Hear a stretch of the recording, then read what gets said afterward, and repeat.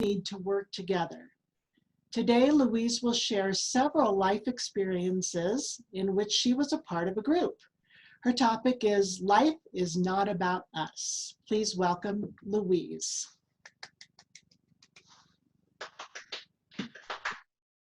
Good morning, all.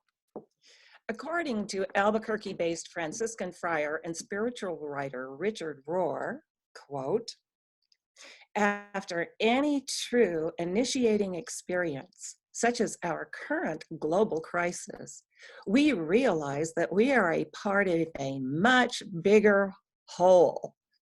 That's W-H-O-L-E. Life is not about us. We are about life. We are not our own, end quote. Accepting that our lives are not about us is very difficult.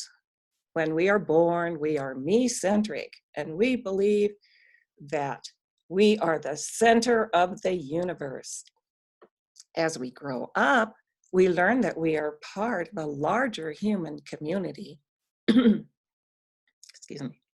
My mother used to say to me, "No man is an island unto himself," which I later learned was from a quote by British poet, scholar, priest, and attorney John Donne, who lived from 1572 to 1631.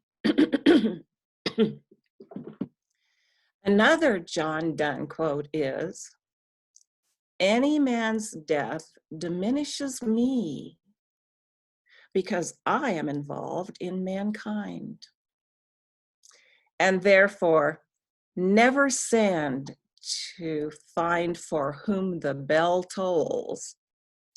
It tolls for thee," end quote.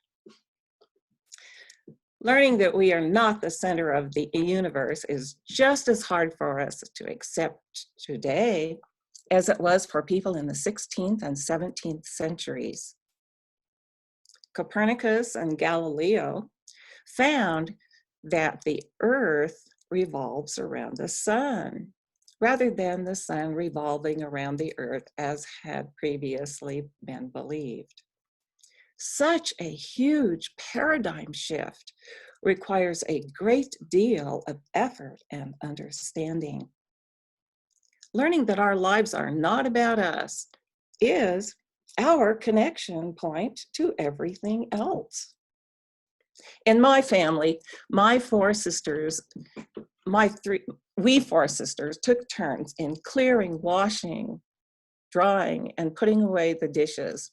We were also expected to help out with other chores and to get along with each other.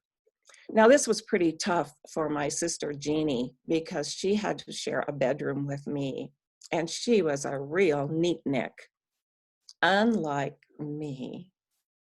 She especially hated it when she found my ABC gum stuck under the bed frame. We sisters were expected to be good students in school and Sunday school. And we were also encouraged to participate in outside activities such as Campfire Girls and 4-H. My 7th grade teacher, an immense woman named Mrs. Berry, scolded me when I did not want to accept my classmates' nomination to run for class officer.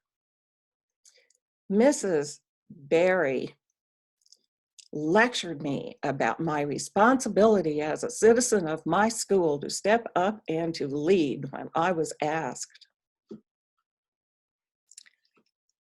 It wasn't until I was married, had children, and had gone back to work that a family friend suggested that I would be more successful in my job if I would just participate in team sports. Well, I had only begun jogging after our first child was born. And even though I never played on a sports team, Jim and I encouraged our son and daughter to play soccer and volleyball. Marriage is another story about cooperation, or not. Yes, there's the concept of synergy, which we've all heard about, in which 2 + 2 = 5. However, working together in a marriage is not always a blissful experience. It is important to maintain personal boundaries. A good sense of humor helps. In our case, Jim and I joke that at this elderly stage of our lives, it actually takes both of us to get many things done, such as making the bed, grocery shopping, or playing Scrabble. I gave him the game for Christmas. Actually, when it comes to the universe, I am glad that I am not in charge. It is reassuring to know that life goes on without me. I am grateful to be part of life, but only a part.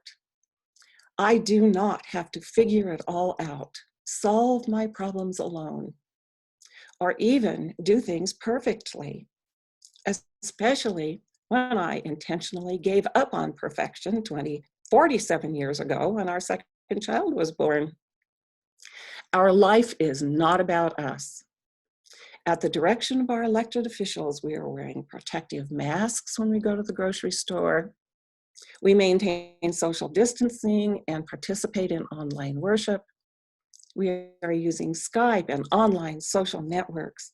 We use Zoom to continue our regular Pikes Peak Toastmasters meetings and to attend online seminars. We cannot run away from what is happening in the world. We are working together. We are helping our neighbors. We will solve this together, for thankfully, no man is an island.